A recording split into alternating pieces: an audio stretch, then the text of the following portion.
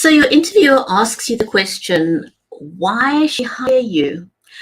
Are you confident enough to give a flawless response so that you get hired? Then we're going to unpack that question. How do you answer when they say, why should we hire you? Because winging it simply won't get you that job or promotion that you desire. But go away, we'll be right back.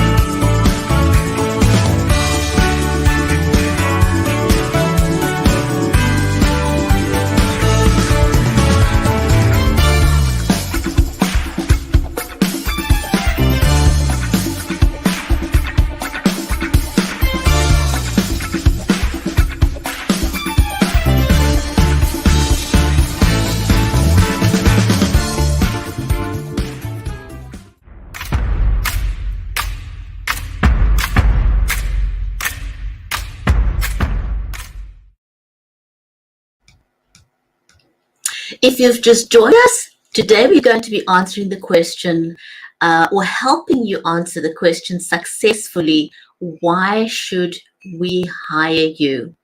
My amazing co-host today is Teresa Dukes. She is a certified world-class speaking coach, a best-selling author, and also the co-founder of Interview Survival Skills. She's trained more than 30,000 people from around the world in effective communication skills. So she helps people get heard, understood, and remembered. And one of the things I always like to just help you remember, because we talked about this in one of the very, very first shows that we had, is that you need to level up on your skills when it comes to your online appearance. I think it was one of the first broadcasts that we shared. And one of those, the things that we shared in that is that you want to make sure people can see you clearly. So make sure that you clean the lens of your camera. Something just simple as that could make a huge difference. And if you are doing interviews, because these days people work globally, thanks to the new hybrid arrangement that we've got. And so if you're working globally, make sure that you invest in a lapel microphone so that your meetings are flawless and people don't struggle to hear you, because those are, it's those little things that can cause impediment, irritations that could affect your job opportunities. So let me get Teresa to join me.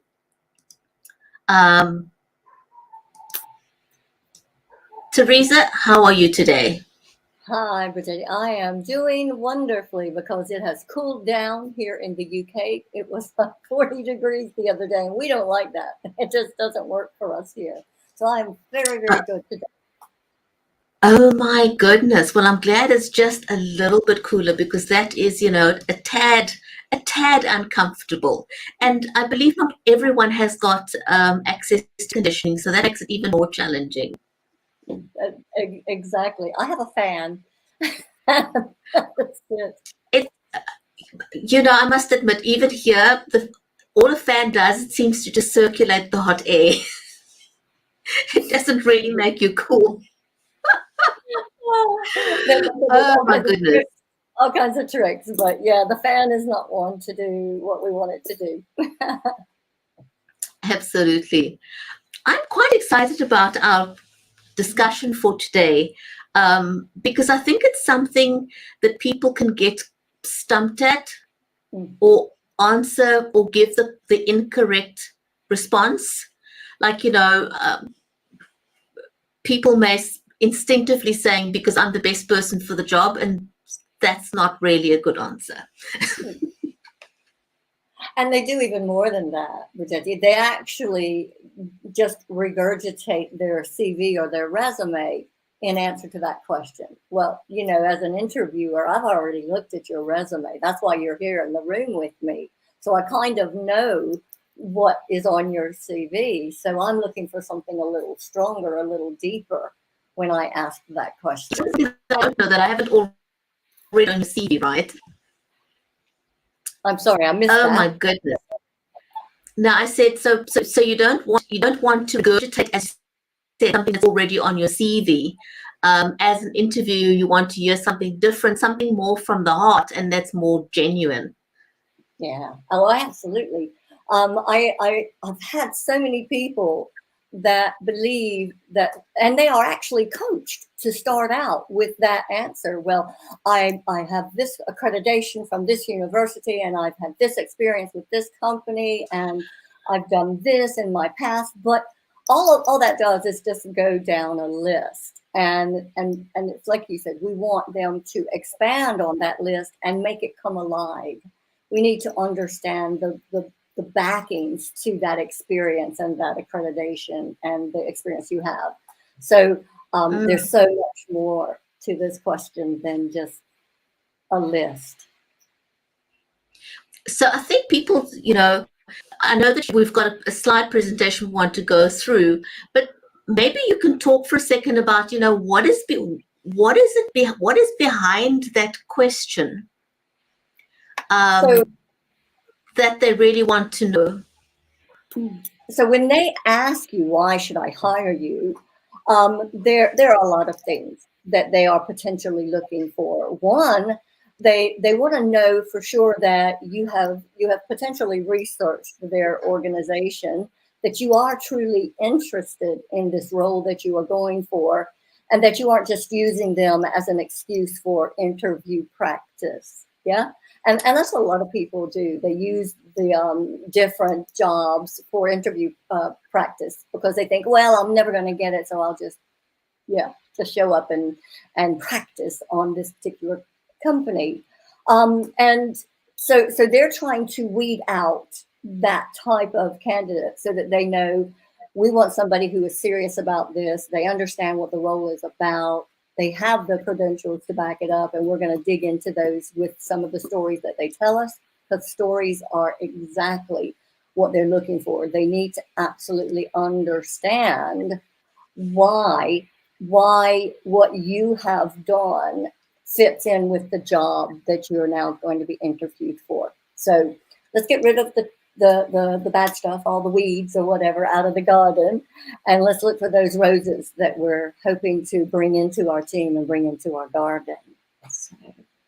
Yeah, no, absolutely. So shall we dive into answering that question for people? Why should we hire you? And you know what you should say, what you should not be saying.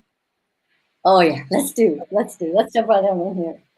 I know your strengths, Bridgetti. This is one of the things that everybody should already be completely and totally aware of. What do they bring to the table? But I have so many clients that come to me and asking for coaching, and that's one of the first questions I ask is what is your strength?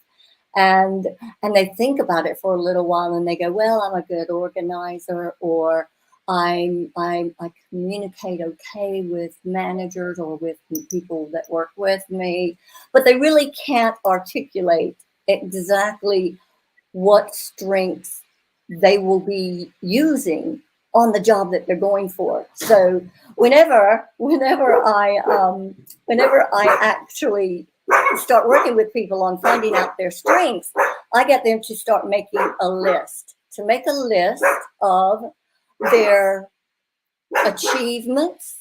I have a puppy dog in the background just in case you're hearing him. So he's saying, this is what you need to do. Make a list of your achievements. Understand that the successes that you have, there were reasons why you were successful. And then there are also achievements that you have accomplished outside of that professional world.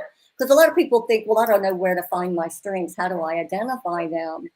And one of the biggest things that I get them to do is to do a lot of self-assessing. And I think we've talked about this before. You've got to dig deep and understand exactly what you are good at. And maybe you don't know. Maybe you rely on other people to tell you. And that's another thing that we get them to do. I actually list when somebody has said, oh my God, Teresa, that was absolutely fantastic. I wish I could speak like you. And then you go, oh, yeah. So they're uncovering potentially a strength that you don't realize you have. And so it's writing those things down as well. Yeah. Yeah. So I can see the danger that people can have here is having a cookie cutter response to what your strengths are, and not tailoring that to the specific company or position. Is that correct? That is correct. Absolutely. And so what we want them to do is we want them to look at the job description, look at what they have applied for, and I want them to underline or go through it and highlight the competencies that the company is looking for, those essential skills that they have to have, they need you to have in order for them to want to hire you. So they may have, the top essential item being a senior leader. We want to know that you can lead a team, that you have done it before. Maybe it is effective communication at all levels, organizing communications that goes out to the entire company, or maybe just internally. So it's highlighting within that job description the competencies that are essential, and then you being able to look at your own resume and match those up. Because a lot of times people don't match them up. They just go, oh yeah, I've done something, something, something. But we want to match it up. And once you match it up, Bridgetti, then you can bring the story in. And that story then helps to bring alive that time that you were this leader of this particular project team and everything that goes along with leading a team. So I would imagine that to answer this question effectively as well would also require you to not just know your strengths, but know the company well, to do your homework on the company so that you understand how you can put the two together, correct? Correct. And that's something that I coach people throughout a program that we deliver that is called Interview Mastery. And one of the elements that it's absolutely critical that you do is the bare basic research on the company. We even have an element or a module based solely on how to research the company. And you think, oh, it's a no-brainer, it's really easy to do, but people don't do it. And so when we have this little template that we give them, it helps them understand, hey, the company's name is this. They are international, or they are only within my country. They deal within services, or they're in engineering. What is their specialty, basically? Who's their CEO? What was the last article you read about them in the newspaper, right? So it's the bare basics. But then we want them to go into a little more detail, because we also want them to know, hey, are they on LinkedIn? Do you know anybody on LinkedIn that already works for them? Because then you can figure out a little bit more through connections there. So it's uncovering everything through their social media as well as what you can find out on Google. I can imagine why people would want to take this kind of course when they're seriously looking for a position, because I do find a lot of companies don't, or they're not always very diligent when it comes to updating their web content. No. They've got a website, but they don't always keep it up to date with what they're doing or where they are in the stream of things. And so the information that you need to know will require some further digging, and people may not be aware of that, but I think those kind of things that you would highlight for them when they're doing that kind of training. Absolutely. And the thing about that is, if they don't keep their website up to date, or they're not very active on social media, that might be your opportunity to say, hey, they aren't a match for me. So why should Yeah, I want to be hired by them? So it helps them answer that question before they get it. But yeah. that's kind of a two-way street, actually. Yeah, and that's what I say to everybody. An interview is never one-sided. I always thought it was. I always thought you walked in, you sat down, and you got, hit with a barrage of questions. You answered them as best you could, and then you walked out waiting for them to get back to you.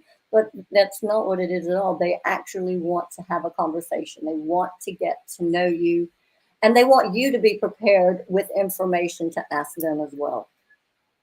Absolutely. I mean, I would want to know, you know, convince me why I should work for you. Because if you're that confident about your skills, you should walk in there and say, why should I work for you? Tell me, convince me. Oh, well, we got a whole other talk. We can talk on that as well. But I like this next little prompt here. Understand your impact, and a lot of people don't get that. So when we think about the strengths that they're bringing to the table here, it's so important for you to put it into the context of the role, the team, the manager possibly, and the company that you're going to work for. What is it that you have done on your own CV that hits the competencies on the job description they're talking about?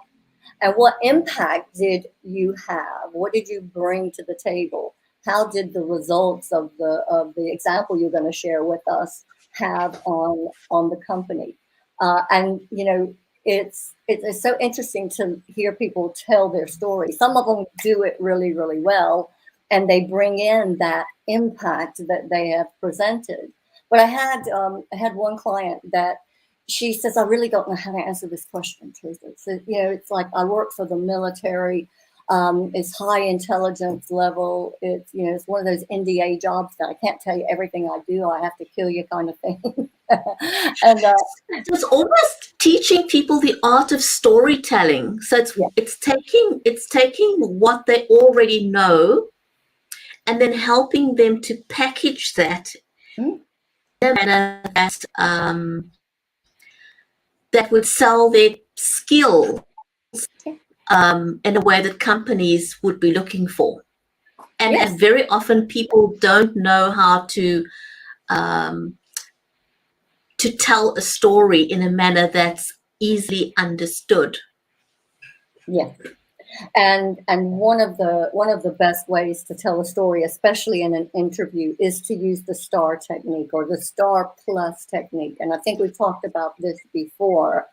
And it falls into line with adding your impact in there. You start out with, if they ask you about when was the last time you led a team successfully, you want to give them a brief understanding of the situation that you found yourself in. Were you facing any challenges? And normally that's what they want to know. Was it successful, or did you run into any problems? So if you can give us an overview of the situation really quickly, then we've kind of understood the context. But then the next thing that they want to do is they want to explain to that interviewer exactly the strategic task they needed to undertake in order to overcome whatever challenge or issue they faced, so that they can prove that they were thinking above and beyond just a 1, 2, 3 task list. If I'm going to make this successful for the organization, I need to make sure I do this. Yeah. And then and a lot of people leave that step out. They just think I need to give them a task list of 3 or 4 things that I did. And that's not the case. Anybody can do that.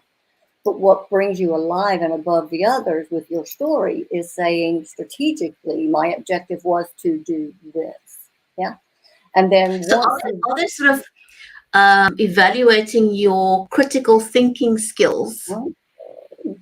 They're evaluating everything. They're evaluating your critical thinking. They're evaluating your ability to articulate your ideas and your example. They're evaluating the way that you think strategically or tactfully. Where do you lie? Where do you fit? And when they're sitting listening to you describe something that's going on, that helps them tick certain boxes on their little evaluation sheet. And not everybody has the same evaluation sheet, but they will have something similar that they know. I need somebody who can think critically. I know that they know what they're thinking, what they're doing. I know they can show me the results or the action that they took, because that's like the next thing in the story. Once you've said strategically, I had to do this, then you have to tell them exactly what you did. What action did you take as that leader to ensure that the project was successful? And a lot of people, they don't like to blow their own trumpet here, but this is what this question is all about. Why should I hire you? Well, you should hire me because I took the decision to bring in somebody to mediate this organization because we were having problem with conflict. We figured it out, and my overall objective was to ensure that we went forward in a very strategic manner, and this mediator helped us do that. If I hadn't have done that, we would still be in chaos right now. So it's owning what you do as an individual. So that helps highlight that you are a true leader. Because if you say, well, we were a team and we made it all together and we were all happy, go lucky, and we loved each other, it was fabulous. Yeah. So again, it's about being very, very, very specific and intentional way that you come across. Exactly. And where the impact comes in, and it helps with the example side of it. Once we have explained everything that we have done, we have to explain to that interviewer that the results had something major that impacted that organization. It saved them money, it saved them time, it put a process of effective organization into place that is now in place forever. And that was what was going on with the lady that I dealt with a little while ago. She says, I really don't know how to put this into words. And then she started to tell us the story. And eventually she realized that she was actually a troubleshooter. And she had put into place a process that actually had turned her particular part of the department around. And they now, to this day, 5-10 years later, are still using her process. And that saved the organization millions. And she now is doing quite a high-powered job doing exactly that, troubleshooting to ensure that the company isn't losing money and is saving as much as they can possibly save. So those results and giving them through examples is absolutely crucial for you to be able to say, hey, this is why you need to hire me. I saved this company this much money. It's in your similar line of work. And oh my God, was it wonderful. But it wouldn't have happened if I hadn't done it. And I would imagine that, you would have to, it would be obviously depending on your experience and where you are in your career, you want to sort of keep track of those examples, practical examples that you can give them, and make sure that example is relevant to the company. So, and I think sometimes we don't write these things down. And I, is it one of the things that you teach as well, is how to keep a log of your examples and then how to use them in a particular instance? Absolutely. We have developed a system that's called Bank of Stories. And what we do is we kind of kickstart one of the modules that we do with a starter guide. So let's get used to writing down these things, keeping a list of what we've achieved, keeping a list of the things we've been involved with. And it's like I said, it can be your existing job, your past job. It can be a volunteer organization that you do a lot of leadership in. It can be community work. It could even be when you coach that little league team on the weekend, helping youngsters, learn sports ideas. Yeah, the stories come from everywhere.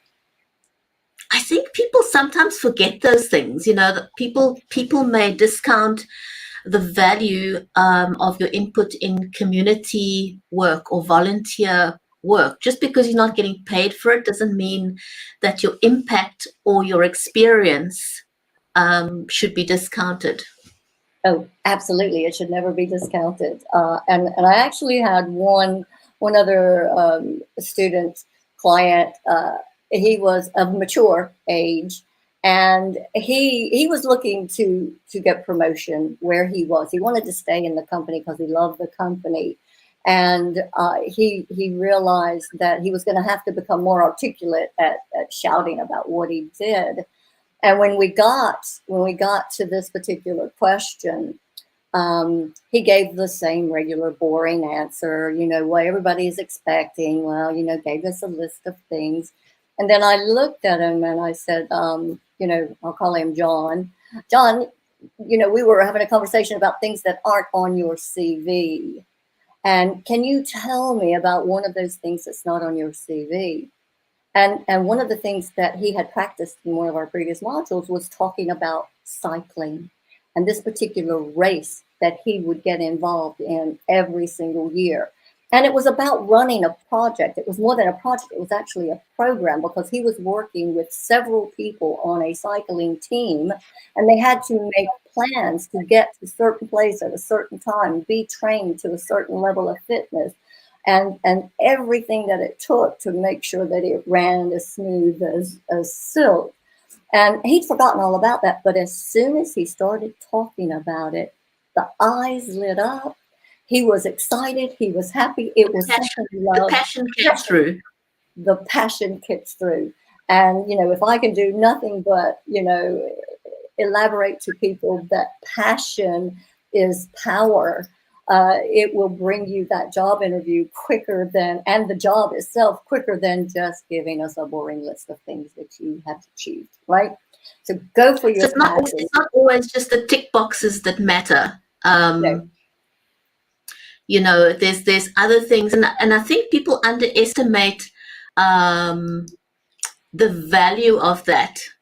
So it's great that when they take this course with you, it's something that you will help them step into your power. Is the next slide. It is. Oh, I love this, because we have so many people that are so tentative in their language, and so when they give their answer to any of the questions, they just kind of hold back a little bit, and they go, well, I think I kind of did this. And I hope that by the end of this, you've understood what I'm trying to get across to you. Instead of saying, I have achieved 300 million pounds worth of savings for X company. I have managed to incorporate effective processes for the organization I've worked with.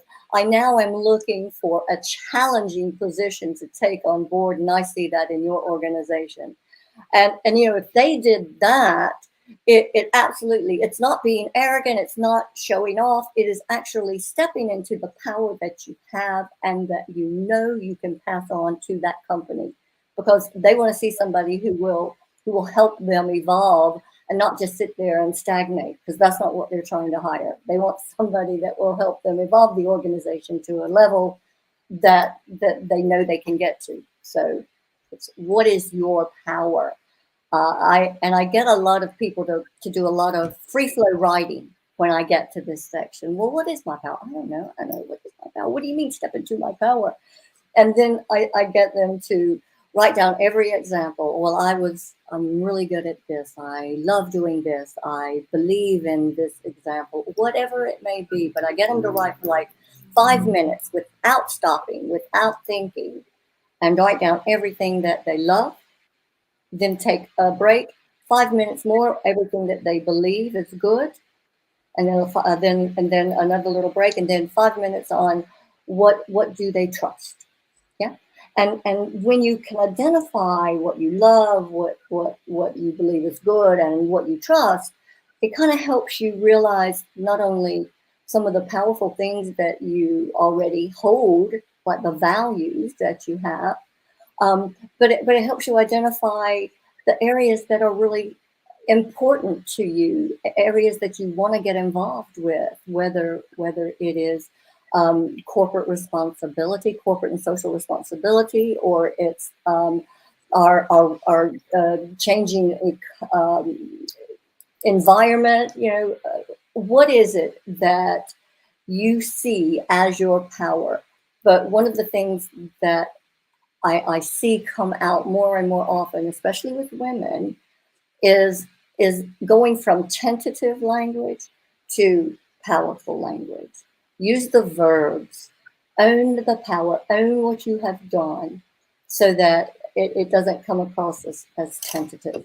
And if I can get you to do that, then that's another little step up the ladder for you. Get rid of the tentative and go for the powerful verbs. It's amazing how something that can seem so small can make a huge difference. Just that your tone, for example, when you're talking, and as you said, the power of verbs, just the power of language.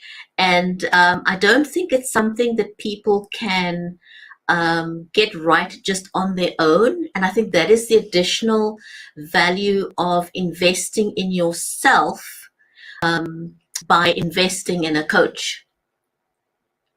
And I think people don't often realize that just about every person out there who's become successful, most CEOs, most managers in companies have coaches. They are where they are because they have a coach.